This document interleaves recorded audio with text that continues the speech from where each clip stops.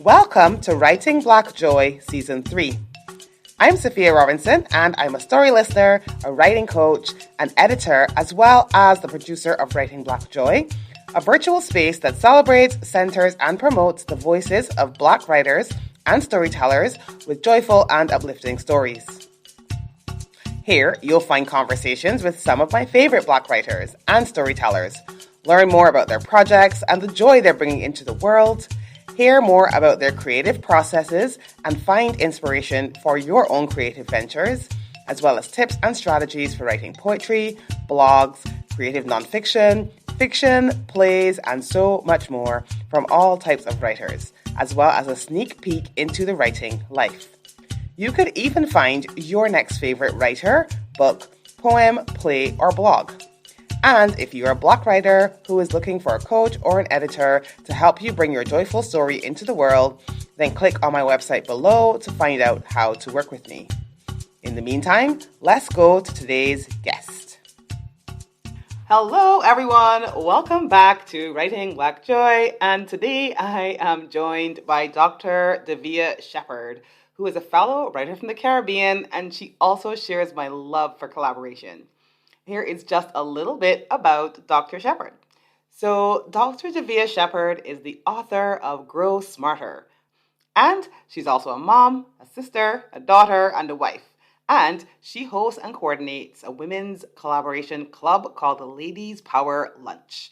She helps her patients feel better every day, but the one thing that she is the most passionate about and that gets her out of bed in the morning is supporting women in business to live their optimal lives through growing their visibility, reach, impact, and income. She is a beacon for beacons.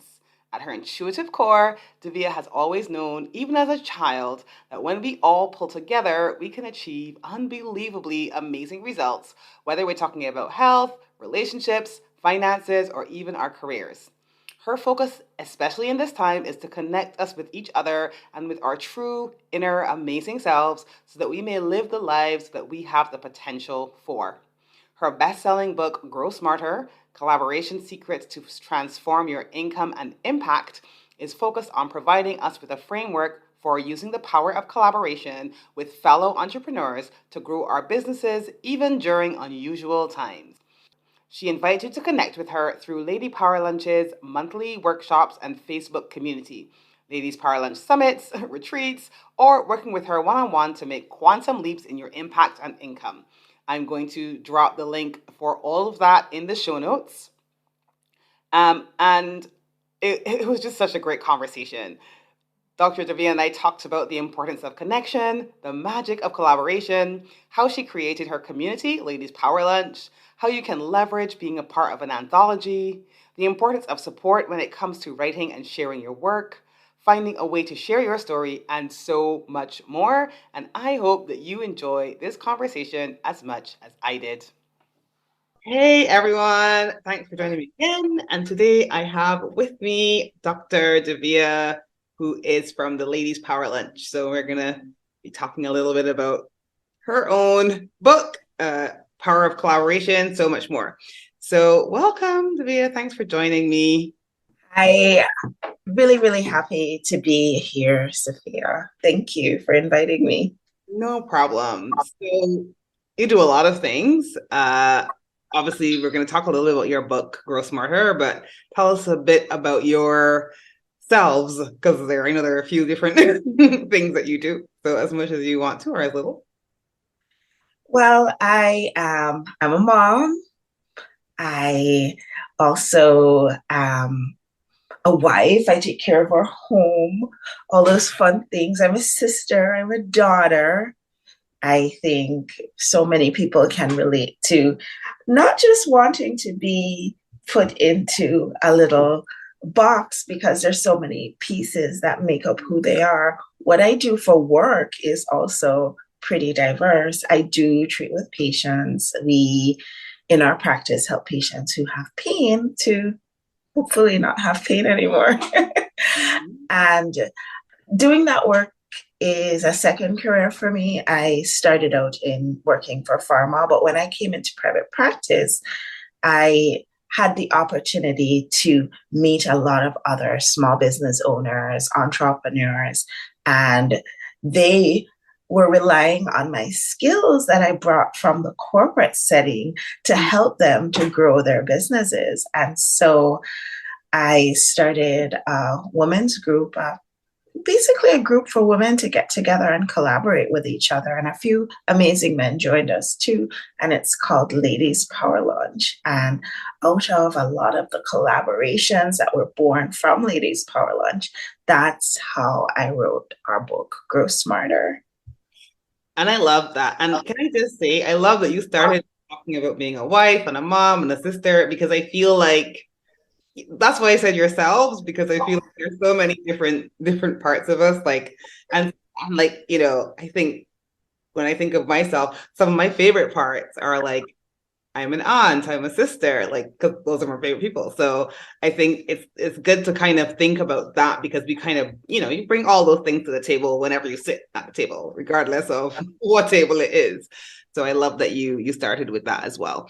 And yeah, we're going to talk a little bit about Ladies Power Lunch as well, because I feel like that is well, I don't feel like, I know it's a great space because I'm in there and I love it. So we're going to talk a little bit about that as well. So, the podcast is called Writing Black Joy. Why did you say yes to joining me? What made you excited about the idea of sharing your own story as a creative and writing? Well, I am constantly reading. A lot of people who write, I'm sure they feel the same way. Mm-hmm. And so finding out that, well, let me rewind a little bit. A lot of the times in a lot of the spaces that I find myself in, I would find myself perhaps being the only woman in the space, or at a point, not now, not anymore, at some point, being the youngest person in the space, or, you know, being the only person of color sometimes in the space.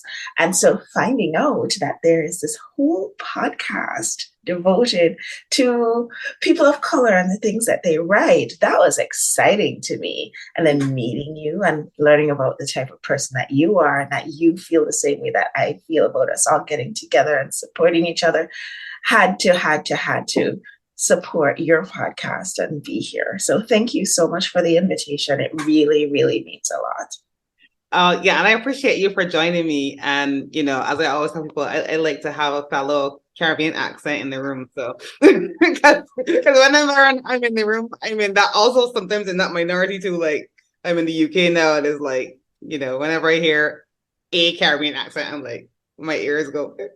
So, no, it's interesting because as I say this to people all the time, and your listeners are going to be like, what? I say to people all the time that as humans, we're very strange. We find as many ways as we can to separate ourselves and divide ourselves into little tiny groups. When aliens decide to come, should they ever, they're not going to see any of those divisions. They're just going to say, oh, these are humans, or these are people from Earth. So it's just interesting. My parents are Jamaican, and I was born in Trinidad, and I remember I lived in England for a while when I was small, and when we moved back stateside here, I'm in the US now. When we moved stateside, I got teased for my accent, so I learned very early on to switch my British accent off, because that's the accent I had at the time. But then we moved to Jamaica, and I lived there for a while. And it was during the years when you're starting to get to know yourself. And I decided, you know what? I like my Jamaican accent. And so I think that's the one that stuck with me over the years. And I encourage everybody, your accent's part of you. It's part of who you are. Embrace it. And I agree. I definitely switch. I'm not even gonna pretend. I'm not even gonna, like, I do. Partially because when I first moved here, I speak fast. I'm Bajan. I speak fast, and people like couldn't understand me, and it just felt like a barrier to communication. And to me, it doesn't, like, it's a part of me. It's not something that will ever go anywhere. But also, it's also important for me to connect, and I feel like that was a way that I did it. So that I'm fine with that, but the accent never went anywhere. Years ago, I was in Tanzania working with a charity, and I had everybody was like, "You don't have a Caribbean accent." I was like, "Oh, I have one. It's just this, I if I'm talking to someone from the Caribbean, it'll come out." And people didn't believe me. And then one day, I was Skyping with my best friend. This tell you how long ago it was because it was Skype. There was no Zoom, there was no WhatsApp, nothing. So it was Skype. And I was Skyping with my best friend who was in the States, and we just talking. And when it came off the call, one of my work colleagues was like, "What language do you speak?" I said, "English." She said, "I can understand what you were saying." I was like, she's like, "Oh my gosh, that's what you meant." I said, "Yes, it's here. It's always here." But I turn it off and on depending on the situation, because for me, like I said, for me, I just found it worked. So, but I think at the end of the day, I think you're right. I totally agree that I've always felt like we have more that unite us than divide us. Yes. And so I do think it is strange, as you said, if aliens come. And it's so funny that you should say that, because I read a book where literally that thing happened. I'm not going to go into it right now. And I've been thinking about that book recently for that exact same reason. I'm like, wow, we find us some really incredible ways to separate ourselves. But the truth of the matter is there's so many more things that connect us. And so, yeah, I absolutely agree with you on that one. And springing this on you. So if you don't have one, let me know and we can move on. But do you have a quote that you like, that you find is one that, inspires you? And if you don't, There's so many quotes that inspire me. One of the people that is a mentor of that I consider to be one of my favorite mentors, Dr. Deepak Chopra, and he would say often, I don't know if this quote is attributable to him, but he would say often that when women get together, magic happens. And I see that all the time in our ladies power lunch group, women getting together and supporting each other, and just seeing how businesses grow and communities develop and things change in the world for the better. So I love that quote because I think it's 100% true. Oh, I do as well. I love that. I don't know. You may not have had this in your life. Like I've always had. I have two sisters. We're very close. We like each other. We love each other, but we also like each other, which is great. And I have really good friends, and I've always, always had good relationships. And I remember years ago working with somebody who said to me, she didn't have any female friends. She was like, girls, the usual stuff that people say about females and women working together. And I've never experienced that. I don't know if you've ever, because obviously you've built a community of, as you said, a lot of women, some men too, but a lot of women, which is a brilliant, supportive, collaborative community. But I don't know if that came from a desire to see more of it, or if is that something that you did not always have in your life? So I have a sister, and really very strong mother, very close girlfriends over the years. So like you, I am accustomed to being in community with women who are here for supporting each other. But one of the things I noticed in the corporate setting is that it's almost as though there's so few women in some of the higher powered positions that, because it's not as usual, there wasn't as much mentorship and support, and maybe even there was a culture of, okay, now you are the women that we have chosen to be in this space. You need to kind of keep those other women at arm's length. I don't think anybody ever explicitly said that to me, but it was definitely what was encouraged. And so It was so wonderful to meet amazing women who are all leaders in their own right, all of them leading their own businesses, some of them from corporate positions, some of them from nonprofits, all of them having the desire to just support each other and hold each other in that space of growth and accountability and support. So I I've seen both sides of that coin, and I realized that the other side is a little manufactured. It's not real at all. Absolutely. Absolutely. And I can see that. It's funny because I know you said like being in healthcare is like almost like a second career to you. It was always my first career. And so I've always worked with women and I've never actually had any issues. Well, or I mean, if I have issues with people, it's because they're people. It's not because they're women, like you're not gonna get everybody. I've had as many issues with men as I've had with women. So it's not, to me, it's not an issue of gender or anything like that. But I do get what you mean about that manufactured position whereby, you almost create that scarcity feeling of like, there's 20 men and like 2 women in here. And like, that if you feel like it's scarce, you might feel that you want to fight your corner, but actually there may not be any need for that. So I totally get that completely. Let's talk a little bit about the book. Let's talk a little bit about the process of putting that book together. Tell me a bit about like how you came up with the idea, and how was the process of bringing it together? So I had participated in collaboration books in the past, anthologies, and they were, let's see, up to that point, I'd probably done 1, 2, 3, maybe 4 anthologies I have been a part of, and they were all bestsellers on Amazon, and they did well. They had a reasonable readership. But there was a lot in me that wanted to share this idea, the same idea that Dr. Chopra talks about. When women get together, we can do so much. We can change the world. We have the power to do these things. We don't even recognize it. We don't even know. So I had just finished hosting Our Ladies Power Lunch Fall Summit.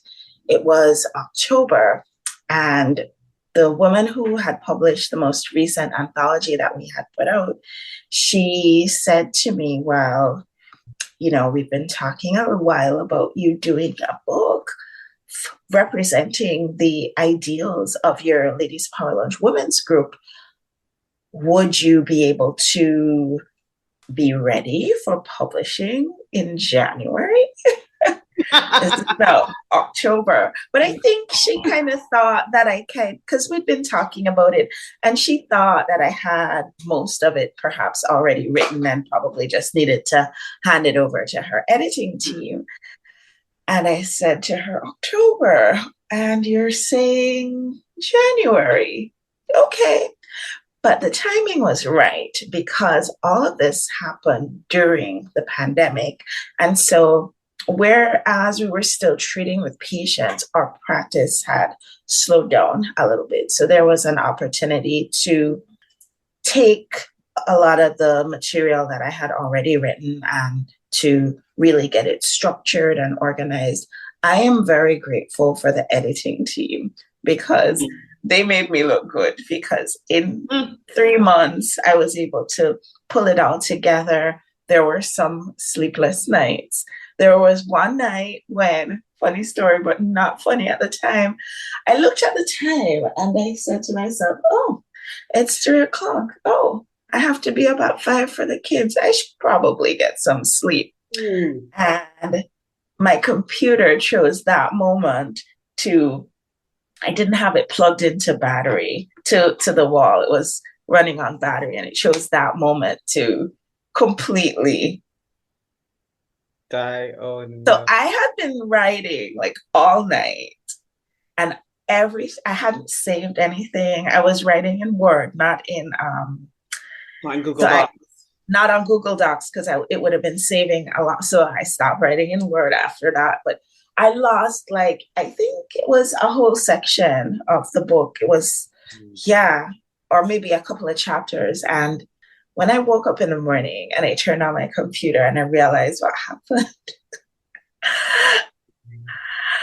I remember I called I have a group of girlfriends. Again, it's all about this supporting each other. And I have a group text and I hit call and I called everyone on that group call. And there. I was like, ladies, you will not believe what happened. Everything is gone. And they're like, okay, hang on. Everything is not gone. Let's talk a little bit about what you lost. And I realized that maybe the chapter needed to take a completely different direction from what I had typed that night. Because that night I was typing, I was rushing, and it probably wasn't what wanted to flow through. And so it needed to go.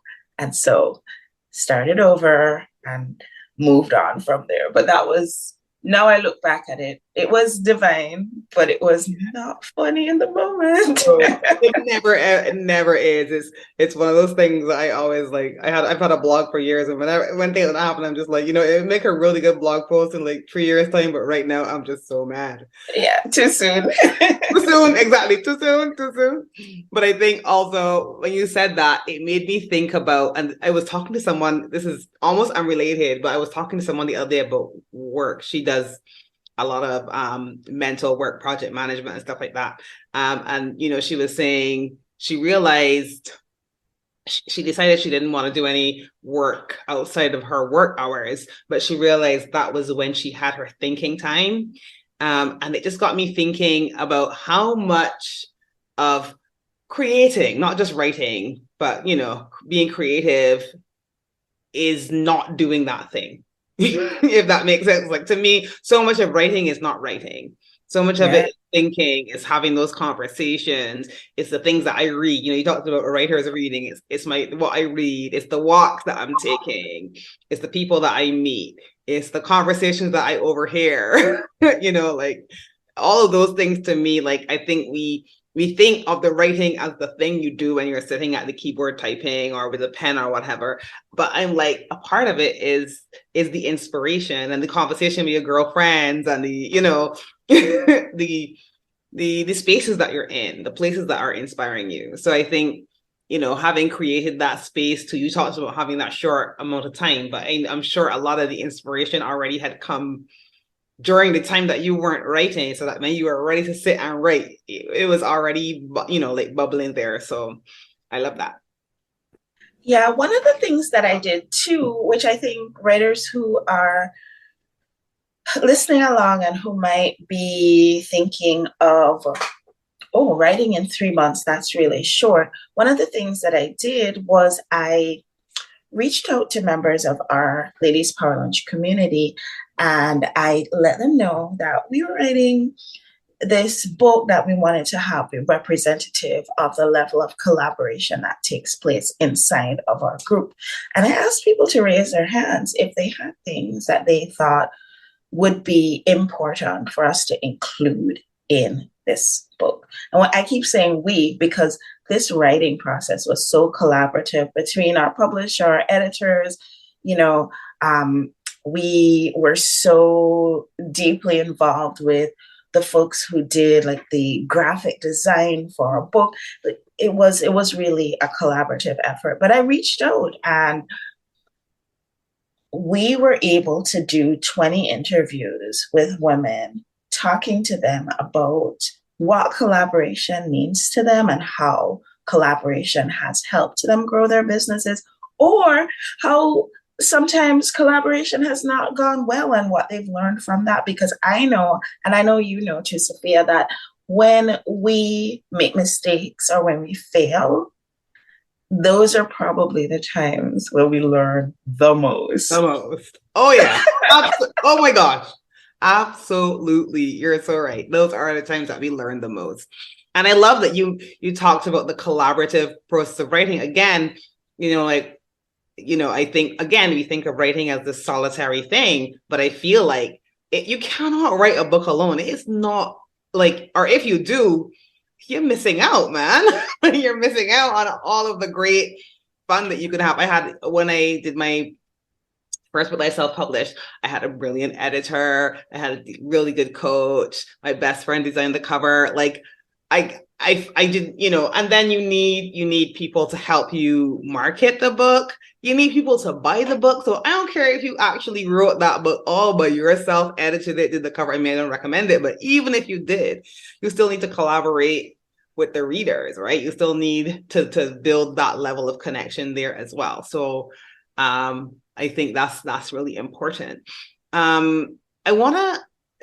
You talked a bit about having the experience of doing the anthology before you did your own book. How did you find that experience? Because I've heard people who've been in anthologies have had mixed sort of, views about it. And I'm just curious, how did you find your experience? And by the way, if you don't want me to think on the I want us to talk about it. I want us to go perfect. there. Good. Come on, Sophia, let's go there. So here's the thing. And I have to say, the very first anthology that I was invited to be a part of, one, I was invited a little bit late in the process, because the woman, by the time I met her, she was, close to publishing. But and she's an outstanding publisher. I would publish with her again, absolutely. She had a writing retreat where did they go? And they went to Egypt. And I was so, so heartbroken that I wasn't able to go with them on their writing retreat. So amazing. I'm saying all of that to say that I'm going to say now some of the things that I would have done differently in that situation. But she's great. And there are things that she and I have talked about, and her process is completely different. But one of the things that stands out for people who participate in anthologies is that the anthology does no work for them. It becomes almost like a vanity project. Yes. It's like, okay, now I'm an author because I've been a part of this book.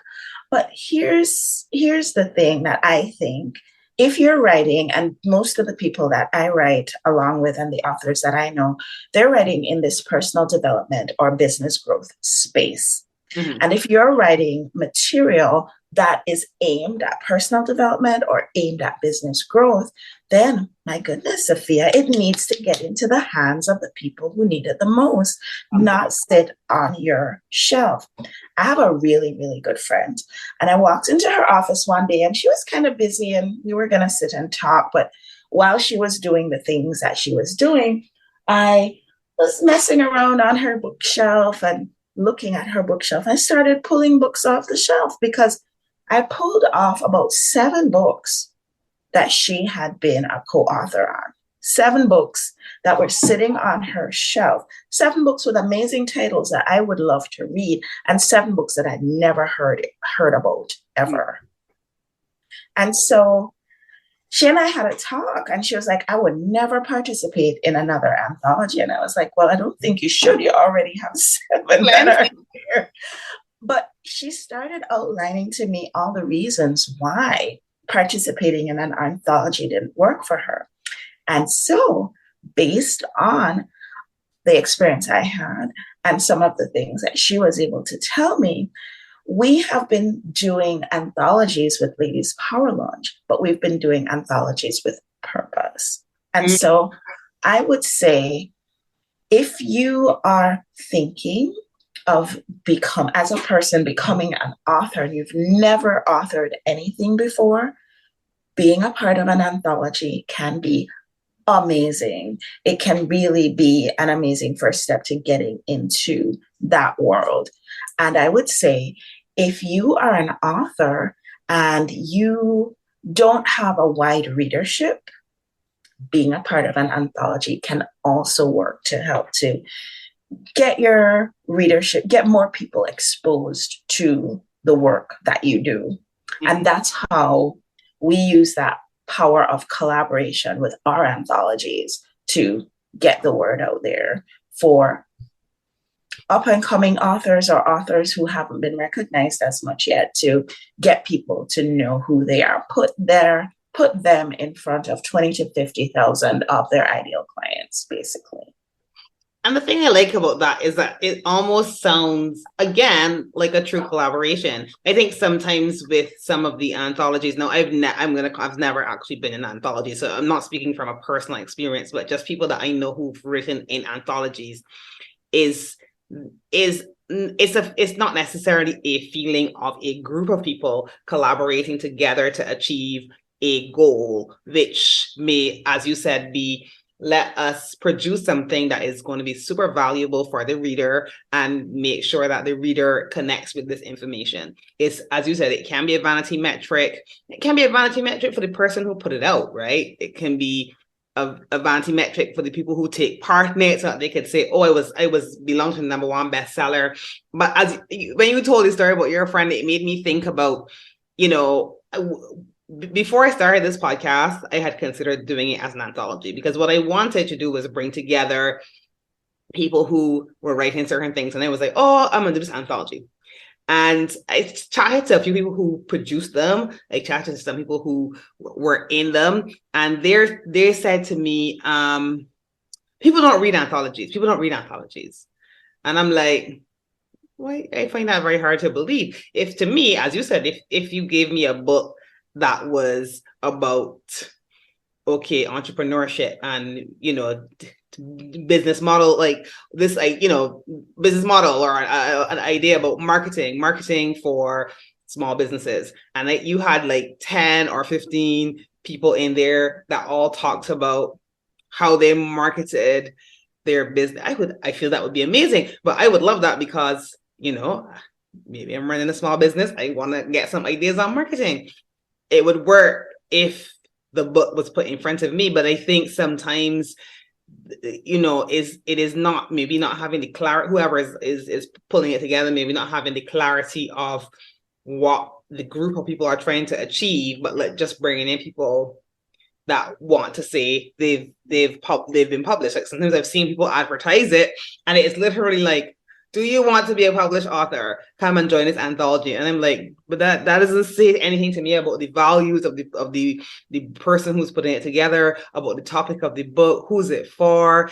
Or, do you have 10 people in there telling 10 different type of stories that, who's going to want, do they all belong under that roof? Like, how do you, I don't know. I just got the feeling like they're good ones and they're not so good ones.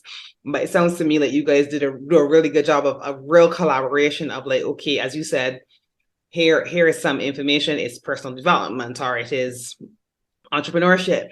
And we want to be able to serve these people, and we're putting that information in their hands. And I love that approach to it as well. So that's great. How do you support the writers in your anthologies? How do you support the people who want to contribute? Well, we've built it out into a full program because there are certain things that are common to the people who decide they want to participate in our anthologies. One, they're usually in business for themselves, whether they're a small business owner or they are entrepreneurs or even solopreneurs do participate too. Or they might be women in high-level corporate or in positions in nonprofits where they're at a higher level. So the first thing that we do is we develop a theme that we're going to be talking around. That's thing one. And I'll tell you, for example, one of our anthologies, it's called Be the Beacon. It continues to hit the read of the week on Amazon because people identify with the stories that are being told there. And basically, we said to folks when they were invited to join, we said what we're looking for is we're looking for stories that are around sharing your message, stories around what it really takes when you have this message deep inside you that you feel like it needs to be shared to the world, what it really takes to get that message out there. And we had some amazing people raise their hands. And again, it's not one of those cases where you can just accept everybody, right? We have to have an interview process to see if the values are aligned. And I remember there was one woman who she asked us very, very, very seriously to be a part of the anthology because the story that she was sharing was about how she wouldn't let her light shine, how shy she was, but that her message was so big that she didn't have a choice. She had to share. Then the second thing that we do is we get people to sit in group so that they start to get to know each other. And so over the whole time that we're doing this work, and it usually is anywhere between from 9 months to a year that it takes for an anthology to come to be published within our group. We get into groups and people get to know each other. So you don't end up in a book with somebody's name right beside yours that you don't even know who this person is. These are now people who, I'm not going to say they're your best friends, but they're people who you can pick up the phone and talk to if needs be. They're people who you actually know. The next thing that we do is we work on messaging and we work on storytelling, because we want when your story comes out that it's like you putting your best foot forward. It's not just 2,500 words on a page. It's really taking the essence of you but making it readable. Yeah. Because I know for a fact that sometimes I can go long and be a little verbose. And it's really wonderful to see the people who have the job of editing pull me back in. Pull you back. Listen, I know. Corral me a little bit because I can get wild with words. So I know you. It gets crazy over here when you're writing. Am I right? And then another thing that we do together is, as a group, we do learn about collaborative marketing, how to market each other. And so what ends up happening is that the anthologies do get out there into the world to, depending on how many people are involved in the anthology, sometimes it might be 20,000 people who get the book in their hands. Sometimes it might be more if we have a bigger group, and we try not to have more than 20 people in an anthology. I know you've seen the ones with like 50 people. I've seen them. Yeah. I'm like, wow. I don't have the bandwidth to give personal attention to 50 people. So we cap at 20 for our anthologies. But yeah, those are some of the things that we do together. Another thing that we do is we teach our group some basic speaking skills, because part of writing is, I'm sorry to say, being able to get out there and speak about your book when asked, whether somebody inviting you on a beautiful podcast like this or somebody inviting you on their beautiful stage. And you have to be able to be articulate. You have to be able to bring your story to light. You have to be able to engage your audience. You have to have all of these skills. Fortunately for us, we're part of this amazing women's group where I put out in the group, I say, hey, we need to teach our people how to speak on stage. Who can help? And boom, boom, boom. A bunch of women raise their hands and say, I'll help. And we always have that kind of support. So it's outstanding. And so it's a completely different process that we use compared to the processes that I've been a part of in the past. And I think that's really good. And I love that you incorporate the marketing piece in it, because I feel like anybody who goes on to write their own book, you need to understand that is a part of the process as well. And as you said, being able to articulate. When I first did my self-published my book, I worked with somebody who got me to create like an elevator pitch for my book, right? Mm-hmm. She wasn't doing it for authors. She was like doing it for entrepreneurs or whatever. So she was like, helping people create this elevator pitch, costs whatever. And I was like, can I have one for my book? And she was like, So after we did it, I was like, listen, do you know how many times people will say to you, what's your book about? And you talk about getting well with words. Me now, I'll be like, well, and I'm going to start and I'm going to go on. And like 10 minutes later, the person is there, so I needed a way to get the message across, let the person ask more questions. And I needed someone to help because I'm a writer. I write a book, right? So clearly saying it in 2 sentences, not my strong suit. So it was good to have that. So you get wild with words too. I see. I do. That's why you need that support, though. That's why you do need that support. But also, I think, and I've met so many people who said to me that they want to write this book or whatever. And when they ask them, like, are you currently writing? Are you currently sharing their work? It's almost like sharing my work, like it's in my journal, it's mine. And I'm like, okay, but if you want to publish a book, you need to find a way to bridge the gap between the journal, the what is yours and what you want other people. And a big part of that is practice, right? So the practice of talking about your, telling your story, that speaking practice. That's why I like anthologies, because to me, in theory, it's a way to get you over that hump of telling a small part of your story and following it right through. People are reading it, you didn't die, that type of thing. Like, no, because I think that's that feeling. Sometimes people get really scared of putting their work out there. And so the idea of I'm really big on what I call lowering the stakes and like, okay, it's not a big book. It's like, as you say, 2,500 words. Let's see if we can get you to be able to polish that, get through the process of working with an editor and understanding how to get that feedback on your work and all of that. Like to me, it kind of like can build you up in small increments until you are then able to put yourself out there in a bigger way, right? Yes. And so I definitely think that that's the anthologies can be good for that. Yeah, what we do in our group is, we have 3 levels of writing that we offer as things that people in our group can do. And level 1 is really for the person who's thinking of it, but really feels not so confident putting it out there. And so we start low stakes. The stakes are so low. We say to them, hey, you know what?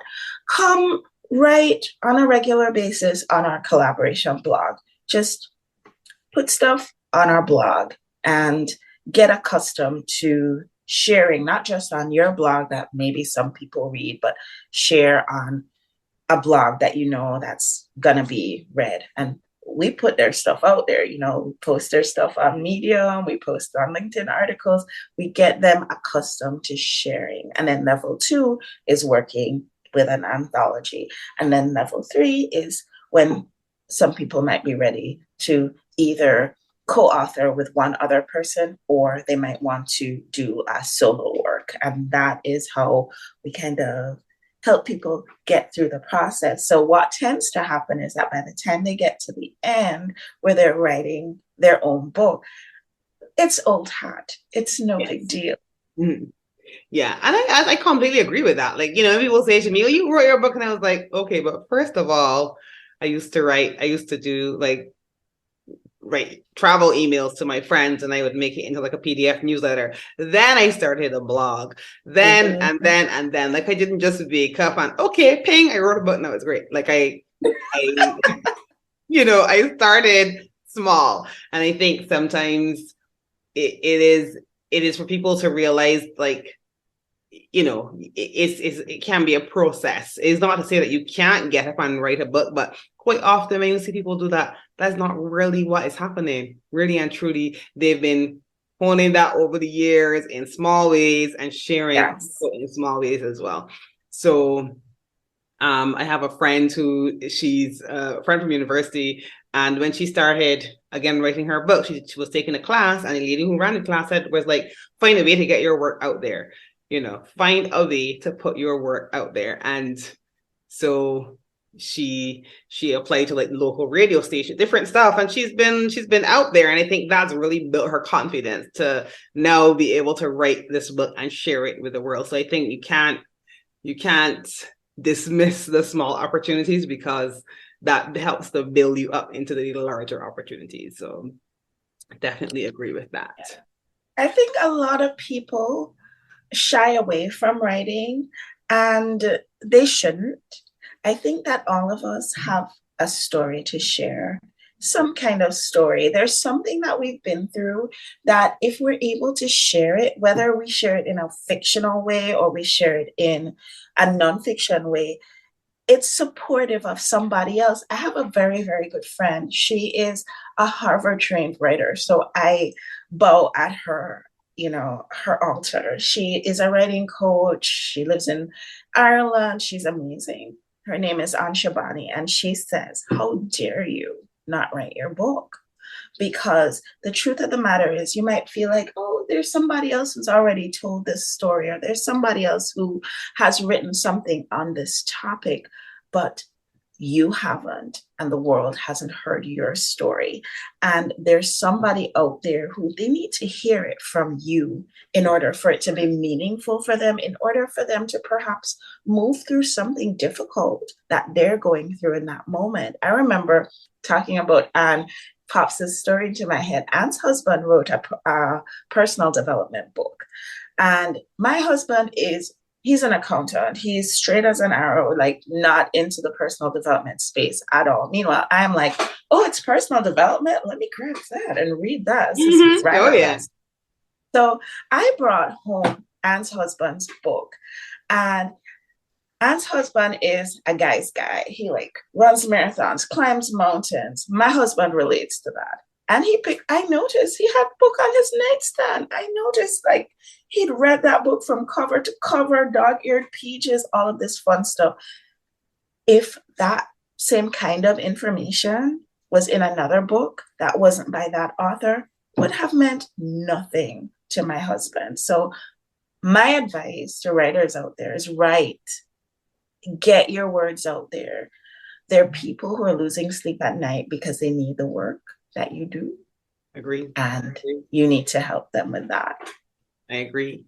And I think, two things come to mind when you say that. One is, and this is a real small example. I was talking to my sister a few days ago, talked to my sister a lot, and she said something to me, and I was like, I'm sure I've heard that 100 times, but something about how she said it, I was like, yes, I get it now. And I'm sure we've all had that experience where you've heard, somebody might say something and you may have been hearing it all throughout your life, and it does, there was a moment in time when you heard it from a particular person and it just landed and you're like, yes, and it needed to come from that person. But the other thing, years ago, I wrote this blog post called Everyday Storytellers, because I would have people say to me like, oh, nobody don't want to hear my story. You gotta be a celebrity, blah, blah, blah. And I'm like, listen, people want to hear your story because they can relate to you. Yes. They can relate to you. You're a mom who has a business, you're a single parent or whatever, like another single mom out there, she wants to hear it from you. She doesn't want to hear it from some celebrity, because in the back of her mind, she's there thinking, man, she probably got a nanny. She probably got that. And they're already have 5 nannies. Exactly, right? And they already are like distancing themselves from that story. Yes. They connect with you because you are an everyday storyteller. They're not connecting with you because you're a superhero or a celebrity or whatever. So I really, really believe in everyday people. I don't say ordinary because we're all extraordinary, but I really believe in everyday people telling their everyday stories, because I feel like those are the stories that we connect with the most. And I think you should think about that before you say nobody wants to hear my story. There's somebody out there that wants to hear your story. Trust me. I definitely agree with that. I co-sign on that line. I wrote a blog article one time about so I wear scrubs to work. I'm sure all your listeners know what scrubs are. They're these cotton-based apparel that physicians wear. And so I get in, and it's I'm down to my last pair of scrub pants, and the little string that goes in the waistband has receded into the waistband. So I can't. Last pair, what am I gonna do? And I wrote a blog post about losing the string on my scrub pants. Stupid, right? It sounds so ridiculous. Like I wore scrubs for 20 something years. Okay. This is the first job I've had where I have not worn scrubs. So I know that feeling so well. And I wrote that article, and I swear to you, the readership on that particular article was something that was so ordinary, so everyday, so mundane. The message that I was sharing with that story was that I was sitting in the changing room trying to struggle with these pants. And then eventually I gave them to somebody who does sewing, who knows stuff. And she fixed it. I was with those pants for 20 minutes and she fixed it in less than a minute. That's right. And my message was, stay in your zone of brilliance, do what you're good at, and don't be afraid to ask for help. I was just about to say, don't be afraid to ask for help. I've had just that stupid story, and people loved it. So tell your stories. Tell your stories, even because you told that story, and I'm like, that happened to me. That happened to me. I was one, and this was, I was trying to migrate my mailing list from like one provider to, and I spent about 4 hours on this thing, and it wasn't working. And I called my friend, and she was like, 10 minutes, it was done. I was like, huh? And she was like, please don't do that again. Next time, call me first. So absolutely. So I think, you got to just, as you say, don't be afraid to, and I feel like this is a great note to end on, although I do have one more question for you. But to me, I think this is a great note to end on. You can't write alone. You can't business alone. You can't life alone. Do not be afraid to collide. In fact, collaboration. I love it. Listen, I love it. One of my favorite. That is one of my values, actually. Connection and collaboration is one of my top values. Love it, love it, love it. So that is brilliant. So last but not least, I always ask everybody, and since we talked earlier about being a reader, what do you like to read? I know you like personal development. What else do you like to read? So I always have, I feel like Kindle was made for me, because what would happen before Kindle is I would have like a bunch of books, and say I'm going on vacation or I'm going somewhere. I would have like at least 3 books that I was reading at the same time. Now, all I have to do is download everything to my phone on my Kindle, and I've got it going. So there's always something business growth wise being read on my phone. There's always something personal development wise being read on my phone. But my guilty pleasure is sci-fi and fantasy novels. The strangest thing. I don't know, it takes you into another world. I am reading right now The Shadow Spell Academy. It's a young adult fiction, kind of it's sort of like Harry Potter type of storytelling. So I like reading stuff like that because I also have a preteen boy, and it's an opportunity for us to have things that we can talk about in common too. So yeah, that's what I'm reading right now. I love that. I love that. And I love that I'm a fiction, fantasy, whatever. I read all kinds of things. I do almost always tend to have a nonfiction one on the go. I currently have a number of them on the go. One of them is called Building a Second Brain, which I listen, this book is just so good. But yeah, always have a nonfiction one on the go. Always have a fiction one on the go. So I totally get you. And I was the one that would be going on holiday and trying to figure out, like, do I need clothes? Because I just want to fill my suitcase with books. So I loved it when the Kindle came out. It was great. It was great. We're so aligned. I swear, I'm talking to you. I'm like, oh, she gets me. Yeah, I totally get you. Absolutely. I feel seen. 100%. Thank you so much for joining me, Dr. Davia. I'm going to put all of your links in the show notes. All right, people, that community is lit.